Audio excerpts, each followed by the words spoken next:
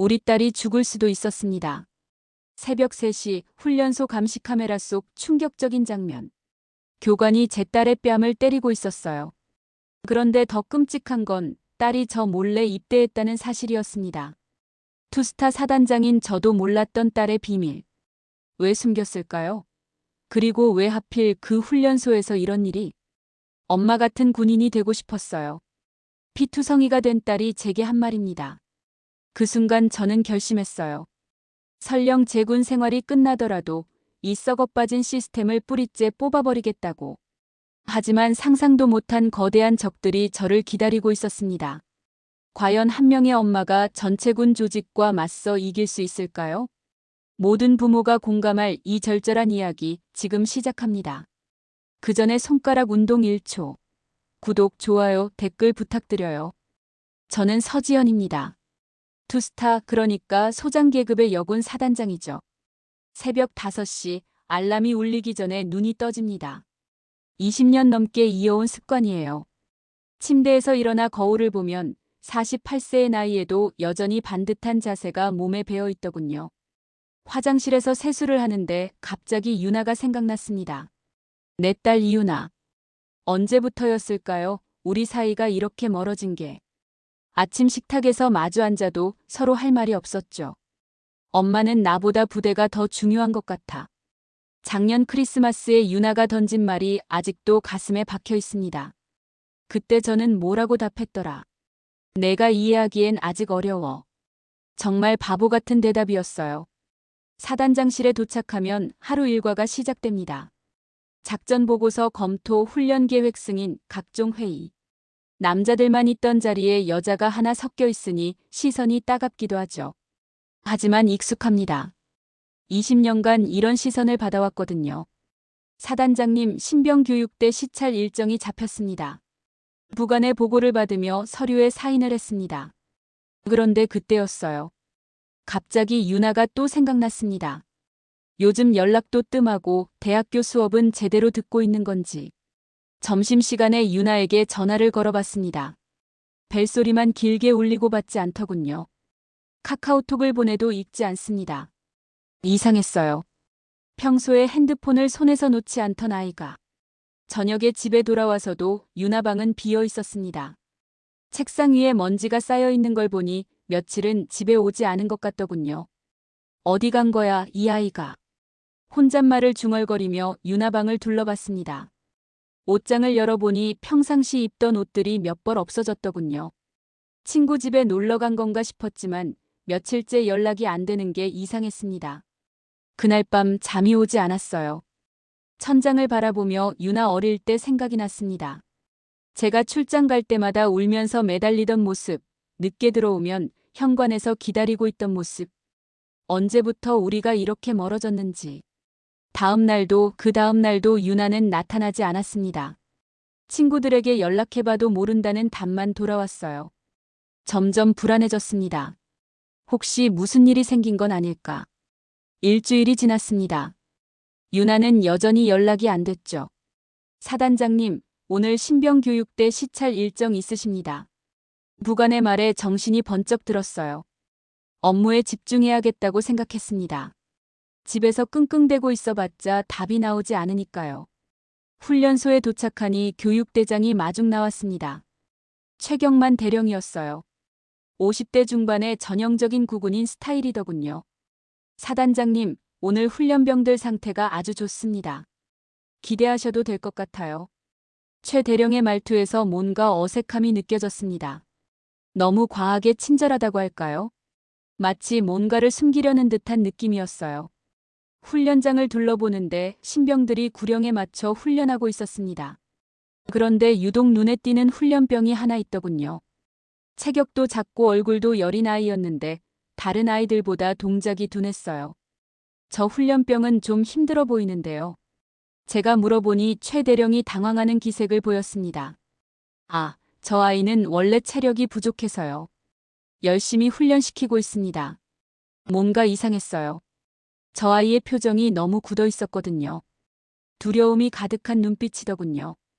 교육대 사무실에서 차를 마시며 대화하던 중이었습니다. 갑자기 최 대령이 훈련병 명단을 보여주더군요.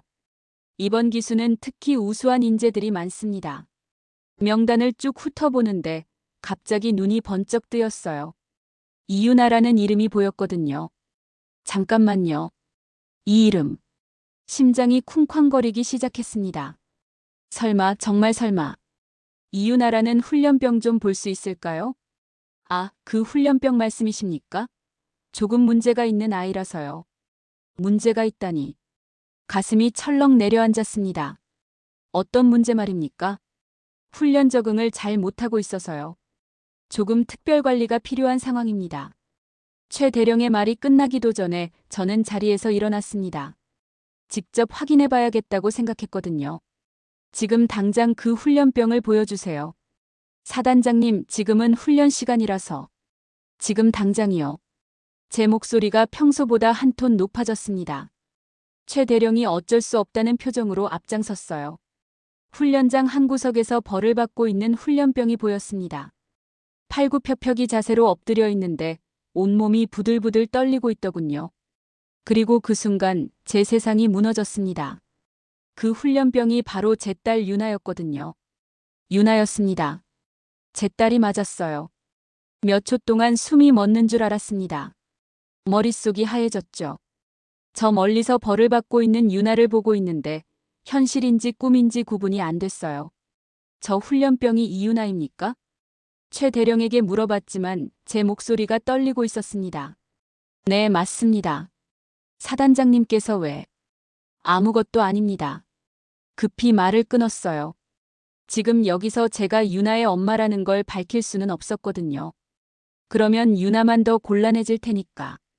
그날 밤 집에 돌아와서 잠을 한숨도 못 잤습니다. 유나가 왜 몰래 입대했는지, 왜 저에게 말하지 않았는지 머릿속이 복잡했어요. 다음 날 새벽 결심했습니다. 유나 상황을 정확히 파악해야겠다고. 김중령, 잠깐 와보세요. 부관을 불러서 조용히 지시했습니다. 신병교육대 상황을 좀 더 자세히 파악해주세요. 특히 훈련 과정에서 문제는 없는지. 무슨 특별한 일이라도 있습니까? 그냥 정기적인 점검이라고 보면 됩니다. 거짓말이었죠. 하지만 다른 방법이 없었어요. 며칠 후 김중령이 보고서를 가져왔습니다. 내용을 보는 순간 분노가 치밀어 올랐어요. 신병교육대에서 일부 교관들이 과도한 체벌을 하고 있다는 제보가 들어왔습니다. 어떤 내용입니까? 구타, 폭언, 그리고 성희롱까지 있었다고 합니다. 손이 떨렸습니다. 설마 유나도 그런 일을 당한 건 아니겠죠? 증거는 있습니까? 아직 확실한 증거는 없습니다. 하지만 여러 훈련병들이 비슷한 증언을 하고 있어서요. 그날 저녁 혼자 남아서 고민했습니다. 어떻게 해야 할까? 사단장으로서 공식적으로 수사를 지시할 수도 있었지만 그러면 유나가 제 딸이라는 게 드러날 수 있었어요. 결국 다른 방법을 생각해냈습니다. 신분을 숨기고 직접 조사하기로 한 거죠. 다음 날 감찰관 신분으로 위장해서 훈련소에 갔습니다. 평상복을 입고 일반 공무원처럼 꾸몄어요. 국방부에서 나온 감찰관입니다. 정기감찰 차방문했습니다. 최 대령의 얼굴이 굳어지는 게 보였습니다. 갑자기 오시면 곤란한데요. 미리 연락을 주시지. 불시 감찰입니다. 훈련 현장을 그대로 보고 싶어서요. 훈련장을 돌아다니며 은밀히 관찰했습니다.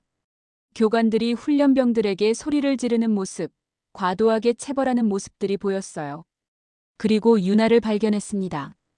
다른 훈련병들과 함께 있었는데 얼굴에 멍이 있더군요. 가슴이 미어지는 줄 알았습니다. 유나 얼굴에 멍을 본 순간 온몸에 분노가 끓어올랐습니다. 저 훈련병은 얼굴에 왜 상처가 있습니까? 교관에게 물어봤더니 당황하는 기색을 보이더군요.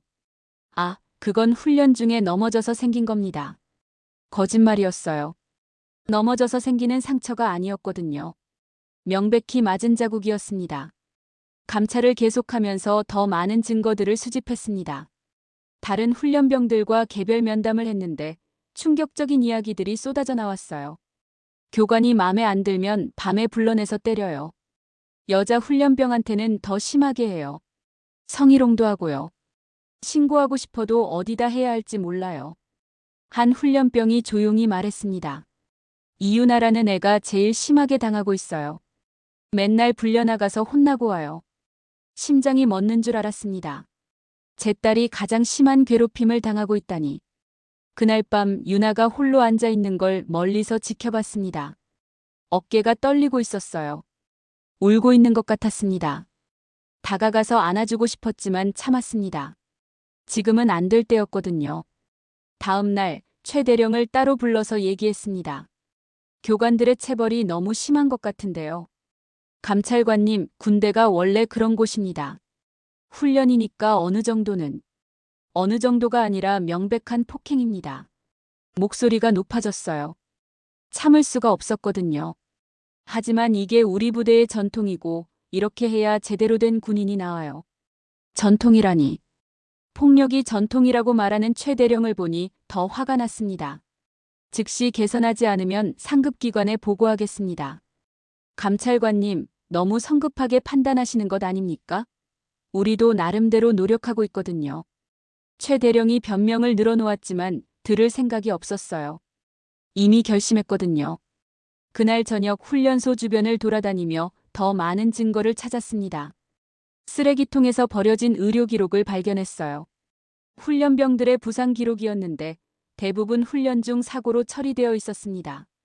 하지만 부상 부위와 정도를 보면 명백히 구타의 흔적이었어요. 카메라로 증거를 수집하고 증언을 녹음하고 관련 서류들을 복사했습니다. 이제 충분한 증거가 모였다고 생각했어요. 그런데 그때였습니다. 갑자기 유나가 교관에게 끌려가는 모습을 봤거든요. 이유나, 나와. 교관이 유나를 거칠게 잡아 끌었습니다.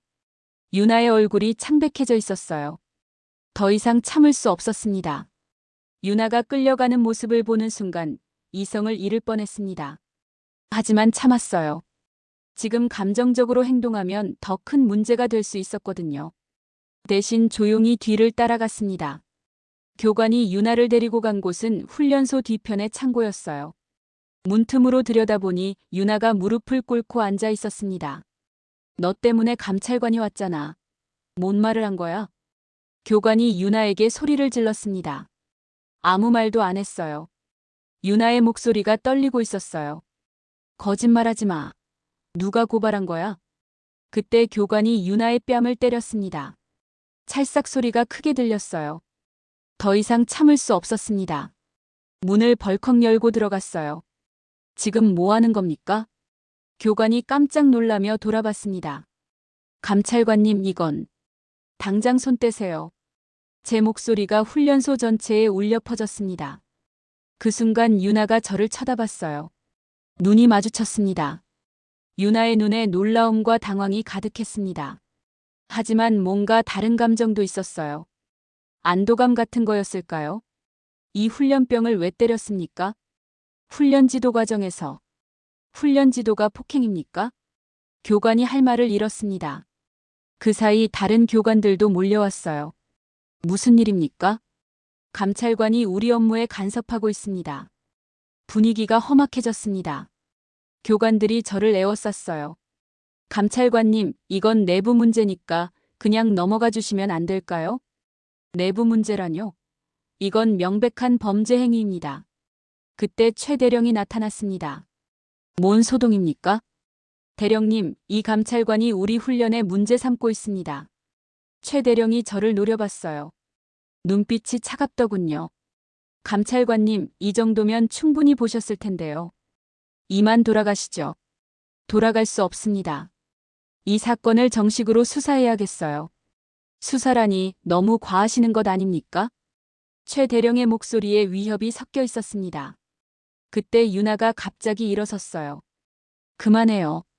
모든 사람이 유나를 쳐다봤습니다. 저는 괜찮아요. 그냥 넘어가 주세요. 유나가 저에게 간절한 눈빛을 보냈습니다. 제발 그만하라는 뜻이었어요. 하지만 저는 물러설 수 없었습니다. 안 됩니다. 이 문제는 반드시 해결해야 해요. 그 순간 결심했습니다. 더 이상 신분을 숨길 수 없다고. 제가 누군지 아십니까? 제 목소리가 훈련소 전체에 울려 퍼졌습니다. 저는 이 사단의 사단장, 서지현 소장입니다. 그 말이 떨어지자마자 훈련소가 조용해졌어요. 교관들의 얼굴이 하얗게 질렸습니다. 최 대령이 경직된 자세로 경례했습니다. 사단장님. 그리고 이 훈련병은 제 딸입니다. 두 번째 폭탄이었죠. 모든 사람이 충격에 빠졌어요. 유나가 저를 쳐다봤습니다. 눈에 눈물이 가득했어요. 엄마.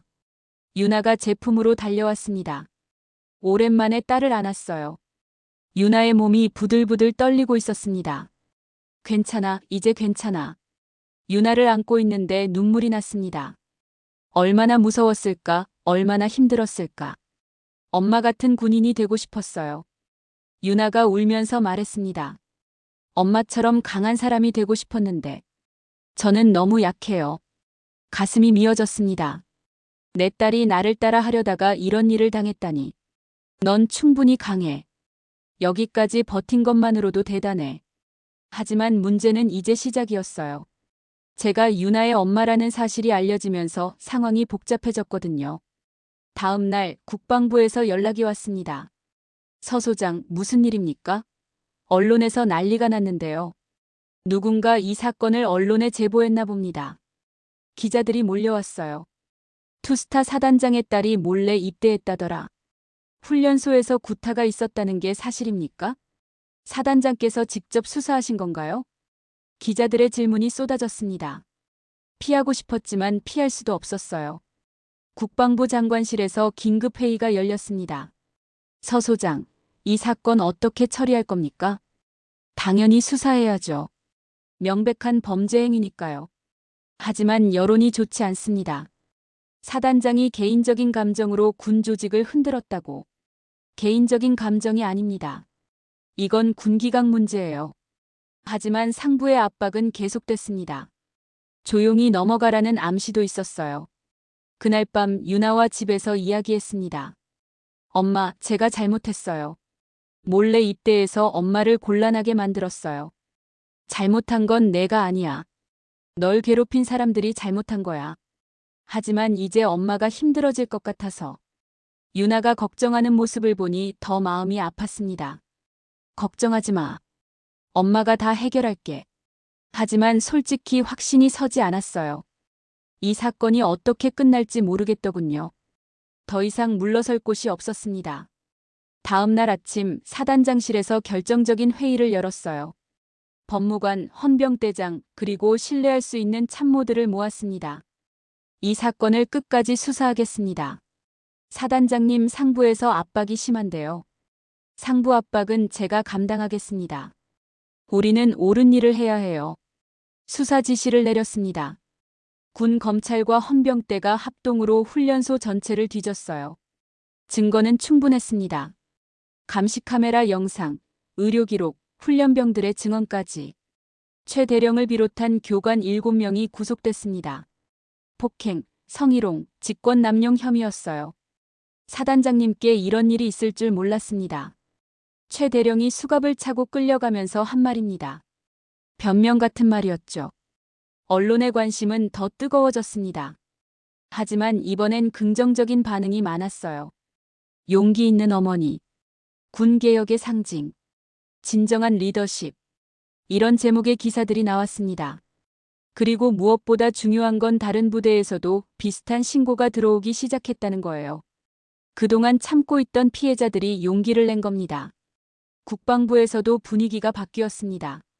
서 소장의 조치가 옳았습니다. 이번 기회에 군 전체의 기강을 바로잡아야 해요. 장관이 저를 지지한다고 공개적으로 발표했어요. 하지만 가장 중요한 건 유나와의 관계였습니다. 이 사건을 통해 우리 모녀가 서로를 이해하게 됐거든요. 엄마, 왜 군인이 되셨어요? 어느 날 저녁 유나가 물어봤습니다. 나라를 지키고 싶어서. 그리고 여자도 할 수 있다는 걸 보여주고 싶어서. 저도 그런 마음이었어요. 엄마처럼 강한 사람이 되고 싶었거든요. 그제야 유나의 마음을 알 것 같았습니다. 저를 미워한 게 아니라 존경했던 거였어요. 훈련소 개혁 작업도 시작됐습니다. 교육과정 전면 재검토, 교관 교육 강화, 신고 시스템 구축까지. 앞으로는 이런 일이 없도록 하겠습니다. 새로 부임한 교육대장이 다짐했어요. 그리고 마침내 재판이 시작됐습니다. 최 대령과 교관들이 법정에 섰어요. 유나도 증인으로 출석했습니다. 처음엔 떨리는 모습이었지만 점점 당당해지더군요. 저는 거짓 증언을 하지 않겠습니다. 제가 당한 일들을 정확히 말씀드릴게요. 유나의 증언이 시작됐습니다. 그동안 당했던 폭행, 모욕, 성희롱까지 모든 걸 털어놨어요. 법정에 있던 모든 사람이 숙연해졌습니다. 20살 어린 소녀가 얼마나 힘든 시간을 보냈는지 알 수 있었거든요. 피고인들의 행위는 명백한 범죄입니다. 검사가 강력한 처벌을 요구했어요. 결국 최 대령은 3년형, 교관들은 각각 1년에서 2년형을 받았습니다. 판결이 나던 날 법정 밖에서 유나를 안았습니다. 수고했어, 유나야. 엄마도 수고하셨어요. 처음으로 우리가 진정으로 마음을 나눈 순간이었어요. 사건이 마무리된 지 한 달이 지났습니다. 유나는 결국 다시 입대하기로 결정했어요. 이번엔 제대로 된 훈련을 받고 싶다고 하더군요. 정말 괜찮겠니? 네, 이번엔 달라요. 엄마가 바꿔놓으신 군대니까. 유나의 대답에 마음이 뿌듯했습니다. 새로운 훈련소에서 입대식이 열렸어요. 저도 참석했습니다. 공식적으로는 사단장 자격이었지만 사실은 딸의 입대를 축하하러 온 엄마였죠. 이제 정말 시작이네. 유나가 군복을 입고 서 있는 모습을 보니 감회가 새로웠어요. 몇 달 전만 해도 상상할 수 없었던 장면이었거든요. 입대식이 끝나고 유나와 잠깐 시간을 가졌습니다. 엄마, 그동안 이해 못해서 미안했어요. 나도 미안해. 너한테 제대로 설명해주지 못해서. 이제 알겠어요. 엄마가 왜 이 일을 하시는지. 유나의 눈빛이 달라져 있었어요. 더 이상 어린아이가 아니었습니다. 훈련 열심히 받고 좋은 군인 되거라. 네, 엄마처럼요. 그날 저녁 집에 혼자 앉아서 생각해봤습니다. 지난 몇 달 동안 참 많은 일이 있었어요. 딸을 잃을 뻔했고 군 조직과 정면으로 맞서기도 했고 언론의 주목을 받기도 했습니다. 힘든 시간이었지만 후회는 없었어요. 오히려 이 사건을 통해 더 많은 걸 얻었다고 생각합니다. 딸과의 관계도 회복됐고 군개혁의 물꼬도 텄고 무엇보다 제 자신에 대해 다시 생각해 볼 수 있었거든요. 며칠 후 국방부에서 공식 발표가 있었습니다. 전군 차원의 기강 점검을 실시하겠습니다.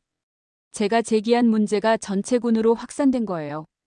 변화의 시작이었습니다. 그리고 한 달 후 유나에게서 편지가 왔습니다. 엄마, 훈련 잘 받고 있어요. 교관들도 친절하고 동기들도 좋아요. 엄마가 만들어주신 변화를 몸소 느끼고 있어요. 정말 자랑스러워요. 편지를 읽으면서 눈물이 났습니다. 기쁨의 눈물이었어요. 오늘도 사단장실에서 일과를 시작합니다. 여전히 바쁘고 여전히 힘들지만 마음은 한결 가벼워졌어요. 창밖을 보니 훈련하는 신병들이 보입니다. 그 중에는 우리 딸도 있겠죠. 멀리 있지만 같은 하늘 아래서 같은 꿈을 키우고 있는. 전화벨이 울렸습니다. 사단장님, 훈련소에서 보고 드릴 일이 있습니다. 무슨 일입니까? 이번 기수 훈련병들 중에서 모범 훈련병을 선발했는데요. 그래요? 이유나 훈련병이 1등으로 선발됐습니다. 그 말을 듣는 순간 가슴이 벅차올랐습니다. 정말입니까? 네, 성실하고 모범적인 태도로 다른 훈련병들의 귀감이 되고 있다고 합니다. 전화를 끊고 한참을 웃었습니다. 우리 딸이 해냈구나. 저녁에 집에 돌아와서 유나에게 문자를 보냈습니다. 모범 훈련병 선발 축하해. 엄마가 자랑스러워. 곧바로 답장이 왔어요. 고마워요, 엄마. 엄마 딸이라서 자랑스러워요. 그 문자를 보면서 모든 게 보상받는 기분이었습니다. 이제 우리는 각자의 자리에서 최선을 다하고 있어요. 저는 사단장으로서, 유나는 훈련병으로서. 같은 길을 걷고 있지만 서로를 이해하고 지지하면서 말이죠. 내일도 새로운 하루가 시작될 거예요. 군인 서지현으로서, 그리고 유나의 엄마로서 최선을 다할 겁니다. 이것이 바로 제가 꿈꿔왔던 삶이니까요. 여러분은 이 이야기를 듣고 어떤 생각이 드셨나요? 여러분의 생각을 아래 댓글에 남겨주세요. 그리고 감동적인 사연을 주변 사람들과 공유하고 함께 이야기 나눠보세요. 마지막으로 1초밖에 걸리지 않는 구독과 좋아요, 알림 설정은 영상 제작에 큰 힘이 됩니다.